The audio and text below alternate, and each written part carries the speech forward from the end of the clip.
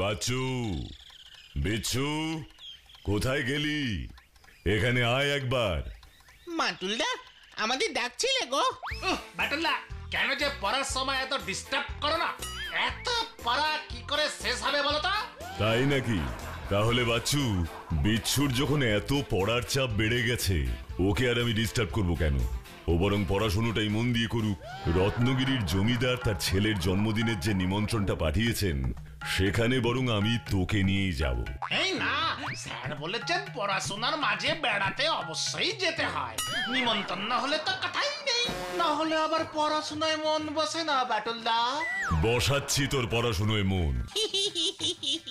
ঠিক হয়েছে, ঠিক হয়েছে। ক্ষমা করো বাটুলদা, ক্ষমা করো, দোহাই তোমার। বলো বলো বলো, কিসের নিমন্ত্রণ বলো? হ্যাঁ গো মাটুলদা, বলো বলো, বলো না গো। ওই কিসব জমিদার টমিদার বললে? রত্নগিরির জমিদার প্রতাপ বাহাদুর তার একমাত্র ছেলে প্রতীকের জন্মদিনে আমাদের নিমন্ত্রণ করেছেন। কবে গো মাটুলদা? পরশু। কাল না বেরোলে পরশু জন্মদিনে পৌঁছতে পারবো না। ইয়ে ইয়ে ইয়ে!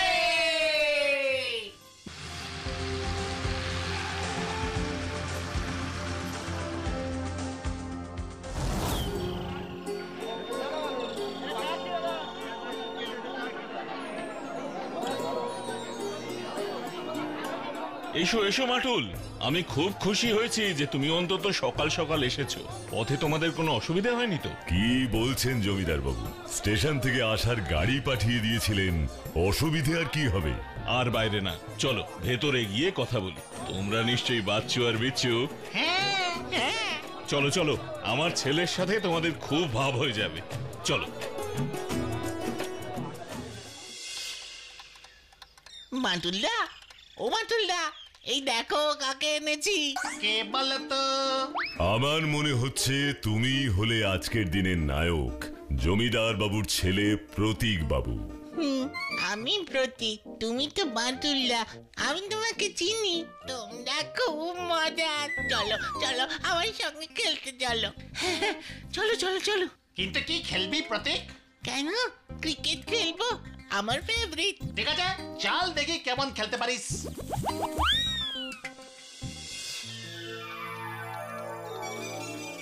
মাটুল, আরে আসুন আসুন জমিদার বাবু, বলুন। আমার প্রতীককে তো দেখলাম তোমার বাচ্চু আর বিচ্ছুর সাথে খুব মিশে গেছে। সবাই মিলে তো ক্রিকেট খেলতে গেল। বাবু মশাই, বাবু মশাই, তাড়াতাড়ি আসুন। কি হলো কি বলাই? দেখছো না আমি মাটুলের সাথে কথা বলছি? জানি বাবু মশাই, তাও বলছি তাড়াতাড়ি আসুন, সর্বনাশ হয়ে গেল। কি হয়েছে? আগে প্রতীক দাদা বাবুকে সাপে কেটেছে। হ্যাঁ, সে কি? সে কি? প্রতীক, প্রতীক, প্রতীক, এই তো আমি বাবা, এই তো প্রতীক বাবা, চোখ খোল। এই তো আমি। দাঁড়ান দাঁড়ান, এখানে ডাক্তার কোথায় পাওয়া যাবে? কুইক! মা মরা ছেলেটাকে আমি একা বুকে আগলে মানুষ করছিলাম। মাটুল, আমার কি সর্বনাশ হয়ে গেল। বাচ্চু, বিচ্ছু, এসব কিভাবে হলো? তোরা কোথায় ছিলিস? আমি তো ব্যাট করছিলাম বাটুলদা। আমি বলছি মাটুলদা, বিচ্ছু বলটা জোরে মারতেই ওই বলটা দূরে গাছের পেছনে গিয়ে পড়েছিল। প্রতীক বলল ও এক্ষুনি গিয়ে নিয়ে আসছে। তারপর? একটু পরেই বাঁচাও বলে চিৎকার করে ফিরে আসছিল, তারপরে এখানে পড়ে গেল। আমরা ছুটে এলাম, কিন্তু মাটুলদা সে তখন থেকে চোখ খুলছে না।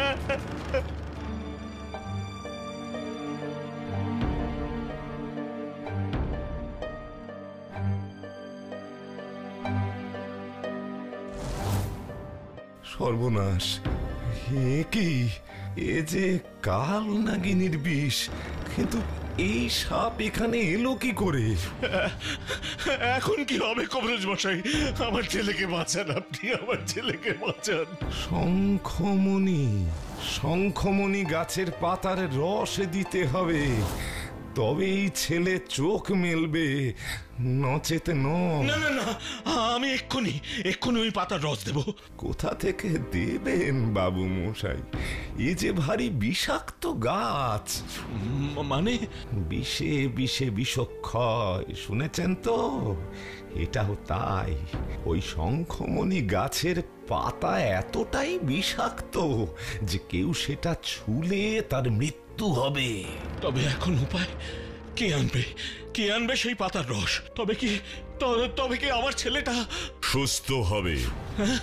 হ্যাঁ জমিদার বাবু, আমি আনবো শঙ্খমণি পাতার রস। প্রতীক সুস্থ হয়ে উঠবে। তবে আর দেরি করবেন না, এক্ষুনি চলে যান।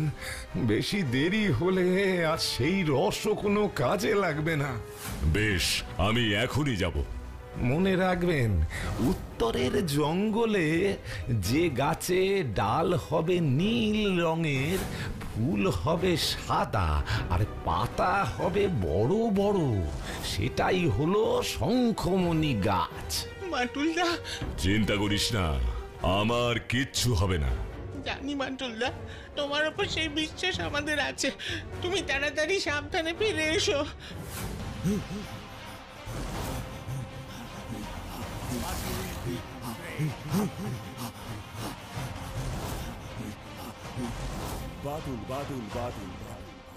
আরে ওই তো সেই গাছ, শঙ্খমণি। সেই বড় বড় পাতা, নীল রঙের ডাল, সাদা রঙের ফুল। হ্যাঁ হ্যাঁ, এটাই হবে সেই শঙ্খমণি গাছ।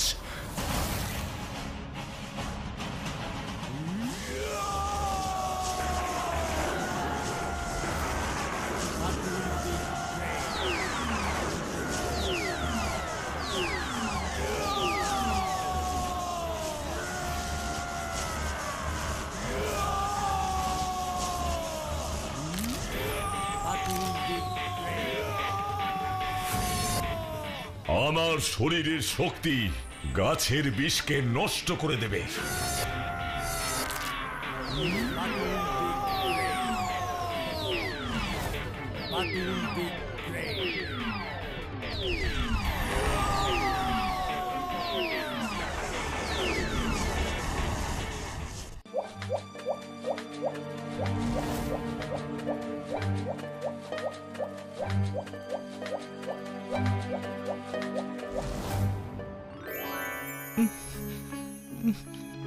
প্রতীক, বাবা আমার, এই তো আমি। চিনতে পারছিস বাবা? বাবা, ও বাটুল, তুমি আমার প্রাণ ফিরিয়ে দিলে। আমার ছেলেকে আজকে পুনর্জন্ম দিলে। ওর পুনর্জন্ম হলো। আমি জীবনে তোমার ঋণ শোধ করতে পারবো না বাটুল, জীবনে তোমার ঋণ শোধ করতে পারবো না। বাবা, বাবা, আমার কি হয়েছিল? তুমি কাঁদছিলে কেন? কাঁদিনি বাবা, আনন্দে চোখে জল এসেছিল। কিন্তু ও কোথায়? কে কোথায়? ওই যে আমায় ভয় দেখালো। কি ভয় দেখালো? কি বললে প্রতীক বাবু? তোমায় কেউ ভয় দেখিয়েছে? কে? সে কোথায়? ওই যে আমি বল আনতে গেলাম ওই পেছনের ঝোপের ধারে, আর এখানেই তো মনে হলো বলটা পড়েছে, কিন্তু গেল কোথায়? একটু এগিয়ে দেখি। বাবা প্রতীক, এদিকে এসো। না না না, আমি তোমাকে চিনি না। আমি তোমার সঙ্গে কোথাও যাব না। তুই না যাস, তোর প্রাণ আমি নিয়ে যাব। এই দেখ, রিং রিং সিং মহামুন্ডায়ং, রিং সিং মহামুন্ডায়ং, রিং রিং সিং মহামুন্ডায়ং।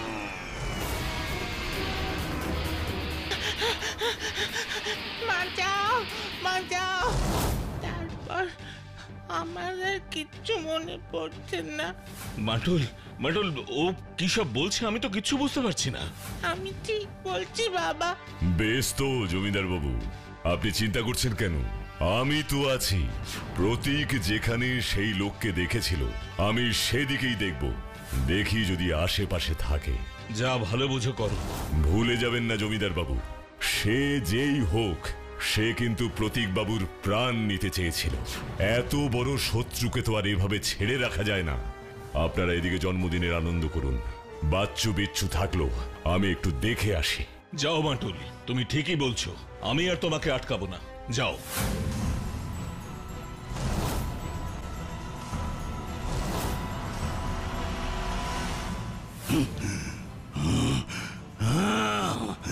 কে কে তুই?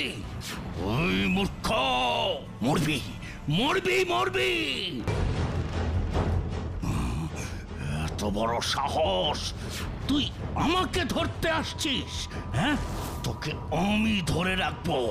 এই দেখ, এই দেখ, রিং সিং মহামুন্ডায়ং, রিং ব্রিং সিং মহামুন্ডায়ং।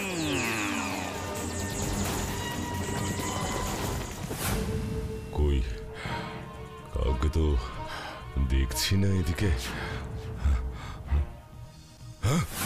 এ কি, ওই মহিষটা কোথা থেকে এলো? এ তো আমার দিকেই ছুটে আসছে। আমাকে মারতে পাঠানো হয়নি তো?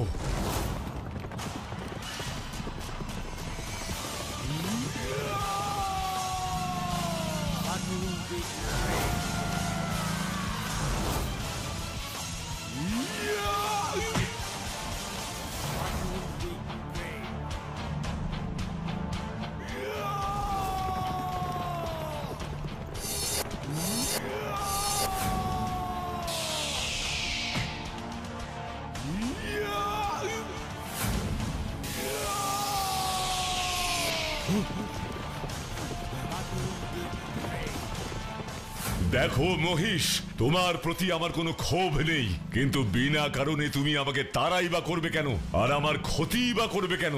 তাই আমি তোমাকে আটকেছি। তুমি আমাকে ক্ষমা করো। আমি চাই তোমাকে যে আমার কাছে পাঠিয়েছে তার সাথে দেখা করতে। অবলা জীবের ক্ষতি করা আমার উদ্দেশ্য কিছুতেই হতে পারে না।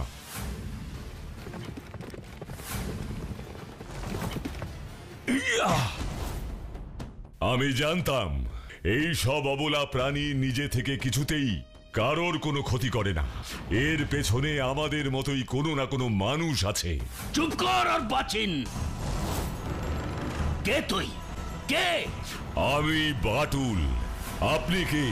কোনো ভালো মানুষ যে নন সেটা তো আমি জানি, না হলে প্রতীকের মতো ছোট্ট ফুলের মতো শিশুকে হত্যা করতে চাইতেন কি? ছি! দূর হয়ে যা, দূর হয়ে যা আমার চোখের সামনে থেকে। আমি তোর মতো মূর্খের জন্য আমার সাধনাকে শেষ করতে চাই না। রিং ব্রিং সিং মহামুন্ডায়ং, রিং ব্রিং সিং মহামুন্ডায়ং, রিং ব্রিং সিং মহামুন্ডায়ং। তোর মতো তুচ্ছ প্রাণীকে শেষ করতে আমার কয়েক মুহূর্তই যথেষ্ট।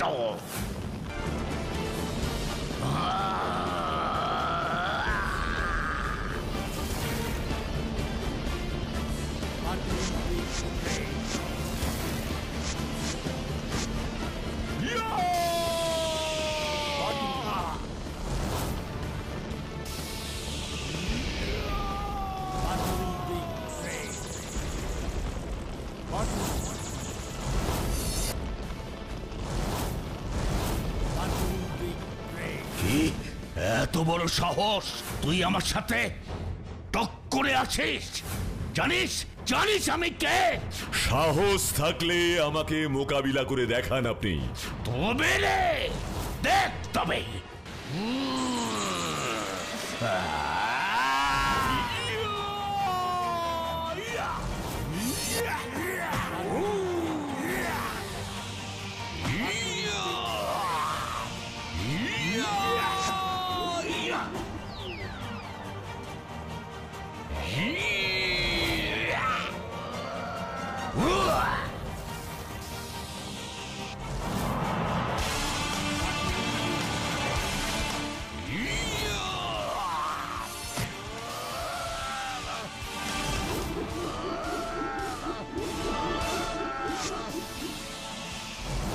আমি সব বুঝি। আমার নাম পরেশ চৌধুরী। আমি ওই জমিদার প্রতাপ বাহাদুরের একমাত্র বড় দাদা। কি আপনি জমিদার বাবুর দাদা? হ্যাঁ বাটুল। বাবা, আপনি আমাদের ডেকেছিলেন? প্রতাপ, তোমাদের দুজনের সাথেই আমার খুব জরুরি কথা আছে। জরুরি কথা? তা বলতে পারো পরেশ। দেখো, আমার বয়স হচ্ছে। আমি আমার এই বিশাল রত্নগিরির জমিদারি আমার দুই ছেলে মানে তোমাদের দুজনের মধ্যেই ভাগ করে দিতে চাই। ভাগ কেন? এই রত্নগিরিতে কি দুজন জমিদার থাকবে নাকি? কখনোই না, জমিদার হবে একজন, আর তাকে নির্বাচন করব আমি নিজে। নির্বাচন? কিসের নির্বাচন? আপনার দুই ছেলের মধ্যে বড় আমি, সেই হিসেবে এই জমিদারি আমার প্রাপ্য। আপনি আমার প্রাপ্য থেকে আমাকে বঞ্চিত করতে পারেন না। আমি কি পারি না পারি সেটা বোঝার ক্ষমতা তোমার নেই বলেই এমন মূর্খের মতো কথা বলছো। দাদা, তুমি চুপ করো না। তোমার ভাগ তো তোমারই থাকবে, শুধু বাবার সিদ্ধান্তর মতামতটা তুমি আগে শুনে নাও। আপনি বলুন বাবা। আমি ঠিক করেছি ভিন রাজ্যের সাথে আমাদের রত্নগিরির ব্যবসায়িক যোগাযোগ ও রাজ্যের ভেতরকার সমস্যা মেটানোর দায়িত্ব থাকবে পরেশের, আর আমাদের এই রত্নগিরির খনিজ সম্পদ ও রত্ন ভাণ্ডারের দেখাশোনার দায়িত্ব থাকবে প্রতাপের। বাহ বাহ বাহ, দারুণ দারুণ সিদ্ধান্ত আপনার। এই রত্নগিরির রত্ন ভাণ্ডার থাকবে প্রতাপের, আর আমি থাকবো গাঁয়ের লোকজনকে নিয়ে।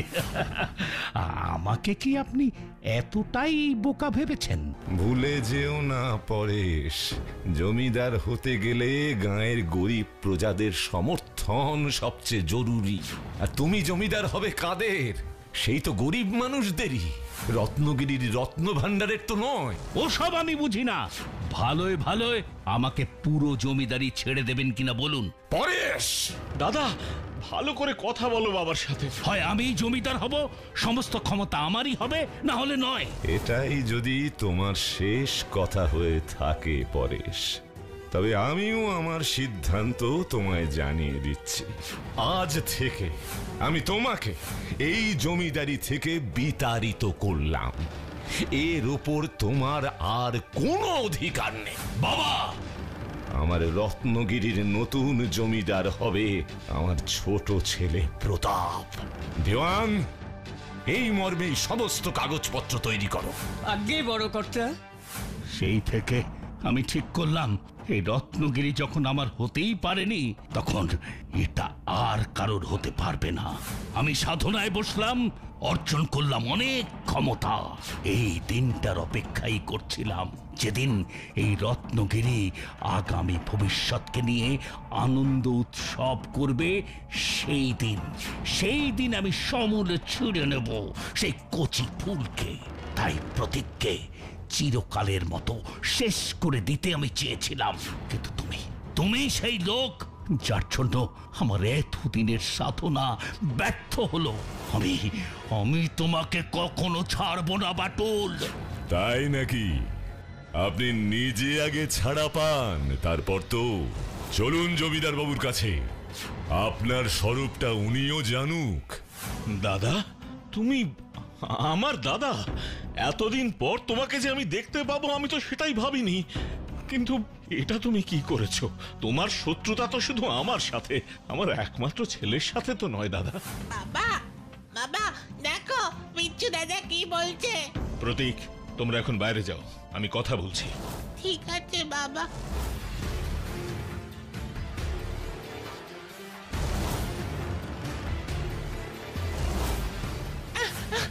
বাবা, বাবা। দাদা, দাদা কি করছো তুমি? প্রতীককে ছেড়ে দাও। এখনো সময় আছে প্রতাপ, এই জমিদারি আমাকে দিয়ে দে, নিজের ছেলেকে আমার থেকে নিয়ে নে।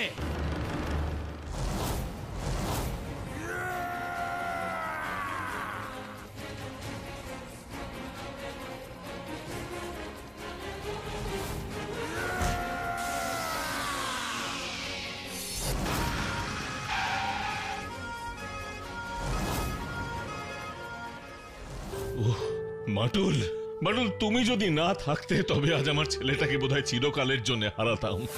না না, এভাবে বলবেন না। আমি শুধু আমার কাজটাই করেছি। দুষ্টু লোকদের শাস্তি তো দিতেই হয়। তোমরা কি বলো? কি তাই না?